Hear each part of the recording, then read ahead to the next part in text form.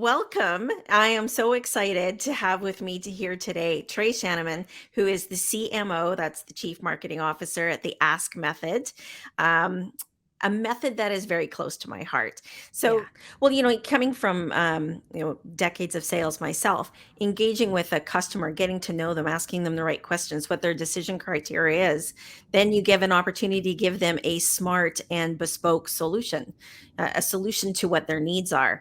And that's ultimately what the ask method does. So I think what's important about what we're talking about right now is beyond even what the ask method is doing. It's talking about the fact that we've had a significant change in the world right now. Like Mhm. it's not changing, it's already changed. That's right. And Mac are the, I guess are really kind of the instigators behind that with ISO 14 and 15. They kind of put the nail in the coffin for some places like Facebook and Google, because that third party data was no longer available. So, and just to put it in layman's terms for people, is that Yeah. you were offering up data without really realizing you were, and they were Yes. using that data then to put up the appropriate advertisement to you. I'll never forget the day that I announced that I was engaged, and the next day a wedding show popped up in my news feed. That's right. It's freaky. So that's third party data. That's how all that works. So there's a change now. We're in the 3.0 version of the web. And can you want to explain a little bit more about that? Yeah, let's walk through that a little bit. So spring of last year, there was what will be talked about literally in history books, 10 or 15 years from now, a fundamental change in the world related to this topic of data and privacy. Okay, so you hinted at it. For years, those of us that have been, any level of active online probably have things like a Facebook account, probably have used sites like Google to do searches. Um, Probably have done things like when you've created an account on another website and it said, hey, do you want to log in using Google or do you want to log in using Facebook? We've probably said yes. We've probably had ads follow us around, like you said, on the internet, or been sitting at the dinner table and had a conversation with our significant other. And then the next day, a random ad shows up in the feed. It's like, wait a second, I've never actually gone and looked for that anymore. And you may or may not have realized it, but there was information that was being shared even from that conversation that you're having in person. Like all of that connectivity has been powered by this connected world in and around this idea of third party data that you hinted at. And so I'm not going to get way down into the details of it, but essentially we've all been voluntarily participating in this massive share of information to the point where the average user online, most of these sites like Facebook and Google, I mean, they're going to know tens of thousands of data points about your user profile, just Yeah. through strings of codes of numbers online. So if you're not trying to go all Terminator and Skynet or anything like that, but there's just this layer that exists out there that technology has enabled that was really, really powerful. And for advertisers like me, whether I'm proud of it or not, I certainly took full advantage of what all those data points were whenever I was being, by my clients or my bosses were asking me to go and create compelling ads. I was tapping into that data. I've been using it. So that was Of course. the world as it was, right? And Yeah. then in the spring of last year, Apple decided to try and ride in like a white knight and say, you know what, you got to think about what we were going through. We're going through global pandemic. We were Yeah. going through institutional distrust at an all-time high. Doesn't really matter which side you're on, and that's not my point. My point is that there are sides on pretty much every major institution in the world: medical protocols, news media, government, whatever, big tech. The lines have just been formed, and people have been taking sides. So you've got all of Yeah. this animosity and angst in the world. And Apple steps in, and they're like going to try and be this white knight that rides in, and they're like, you know what? We've decided we our new unique selling position, our calling card of the market is going to be, we're going to let our users opt out, not share their data anymore if they don't want to. And so many people, when the announcement came out, was like, oh, it won't be that big of a deal. 10% of people opt out, 20% of people opt out, because people like this idea of being able to be super served, all these ads and everything. Well, as soon as the feature was made available, we found out really fast people actually don't like being tracked like this and being available online. And when given the option, here we are a year later, nearly 90% of people are opting out of this being tracked thing. It was that big, was it? Okay. Huge. Okay. So now this third party data opportunity is going, it's going downhill very quickly, and it's creating this void in the marketplace now to where people were if you're trying to dabble in online advertising, wanting to figure out how to build a business online, we got so used to just depending on those other major aggregators of people, of just going there, finding our customers, moving them over, and all hunky dory, and here we go. And what we're finding out now is that those aren't necessarily platforms that we can be building houses on anymore, because that land feels kind of rented, if you know what I'm saying. It doesn't really feel owned. And so why in the world would you build a house on a land that you rent? That just doesn't make sense. And so what's happened now this year and the years moving forward in this new era of the internet is people are going to have to start thinking about, how do I build my own platform, even if it's very small, very, very small to start with? How do I start thinking like the platform guys have been thinking about me and my own business and my customers? And I think there's a lot of really simple things you can actually do to make what might sound like a really heavy concept actually become very practical for you and your business. Absolutely. So owning that data is just going to be a game changer.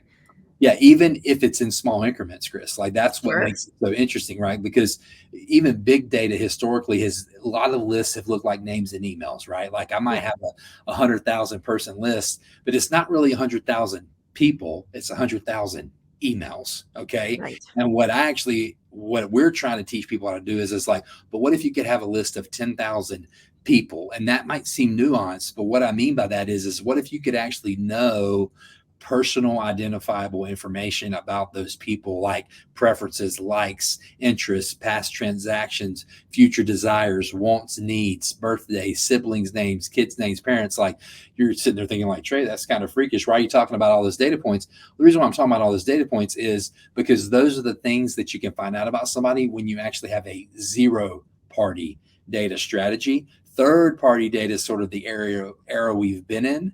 Yeah. Now we're moving into an era that's zero party data driven specifically. And reason why that's important is because it's zero party, because there's the only person that's involved in the sharing of that data is the user themselves. Right. We are entering into an era of consent, meaning I want to freely and voluntarily give you this information about myself. It is an explicit consent. Yes, you can have it.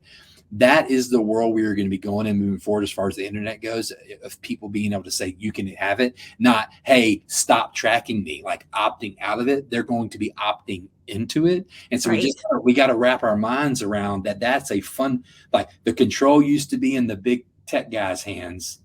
The control is now swung to the other side of the table. So us as small business owners, as online entrepreneurs, we've got to adjust our strategy, because the old way is not here anymore. Like it's not. There's still semblances of it in places, right? Because it wasn't like a light switch kind of seminal moment. It was like we did it, and the accounts they've been changing literally every day. It's like this slow burn that's happening. We're somewhere in it right now. I don't know if we're in the middle of it, we're still towards the beginning of it, if we're nearing the end of it yet, because we can't see inside the sites to see how much they have left, if you know what I'm saying. We'll know when we're out. We're kind of know when we're out. That's sort of it. So we need to be preparing that being out might be 30 days from now. It might be 60 days from now. So we've got to be super intentional about the decisions we make right now, as far as what we can do about it to make sure that we get our hands on this kind of coveted zero party data for ourselves. Again, even if it's a very small group of people to start with, but it's a very small group of the right people that we know we want to be in business with. Right. So there's some things that are coming up here in June. Yep. Are we able to talk about that? 100%. Yeah, we'll say June 6th to June 10th. We have a symposium coming up. That's a fancy word. It's just a series of conversations with a host and a guest over 5 days. Kind of simple way to think about it is 5 days, 5 ways to prepare your business for what's going on right now. That's the simplest way to talk about it. Day 1, I'm the guest, Ryan's the host. Day 5, I'm the host, Ryan's the guest, and we've got some other people in between. So you can go and check that out. It's a free event, 100% free. Just going to talk, add a lot of value, teach a lot about what to be thinking about for business owners right now.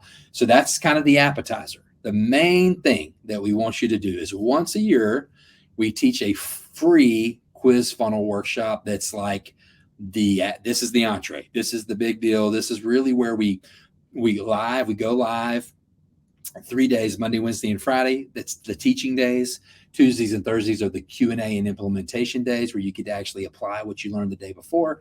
And by the end of this, you're going to have the three key components of a really great quiz figured out. You're going to have your hook, your bridge, and your offer figured out so that you can actually start to build one of these awesome quizzes. Our team's going to be there. Our whole company goes. It's a huge event. There's a group side on a Facebook where it's interactive. You can ask all your questions. That's where the live Q&A is. Then there's these live trainings that happen via stream. It's really, really cool. And it's thousands of dollars worth of value that happens. So we would normally charge for $100.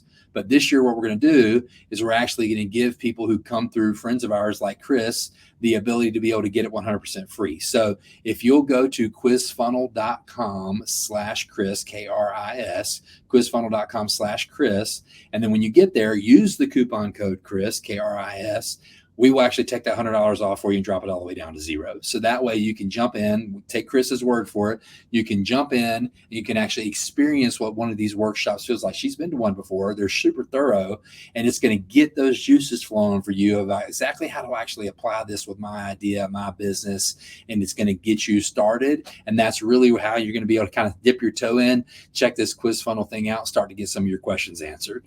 Yeah, and you get clarity that you never expected to get. A clarity that really goes beyond the quiz and into your business. So it's so worth it. It's worth more than what you even said it is. Thousands of dollars. I mean, it's a gift that keeps on giving because you really do learn a lot. Yeah, absolutely. It's we do it once a year for a reason, right? Like it is a big investment from the team for us to be able to put it on like this, and you know, Ryan pours it all out. He personally teaches it all. Even still to this day, he's the CEO of this really fast growing company. He still personally steps in and teaches it because he needs to, because he's the one to do it, and we end up with always great, high NPS scores because we really want to be the type of company that over delivers on everything that we say. So I'd love for everybody who's listening to this, I'd love for you to be our guest. Take us up on the offer for Chris's code, and we'd love to see you in there. And I think you're going to get a ton of value out of it. Absolutely. Yeah, it's ultimately it's risk free. The worst thing that's going to happen is you're going to learn some more. You're going to learn a lot more. Hey, So well, as long as you learn in life, you never really lose. there you go. I love it. Well, Trey, I would just like to thank you for spending some time with us, sharing a little bit more about the Ask method and the quiz funnel whole process. I'm so excited. And if anyone has any questions, just reach out to me, send me a DM, and I'll step you through it. Thanks so much, Trey. Take Okay, thank care. you. Bye bye. Bye.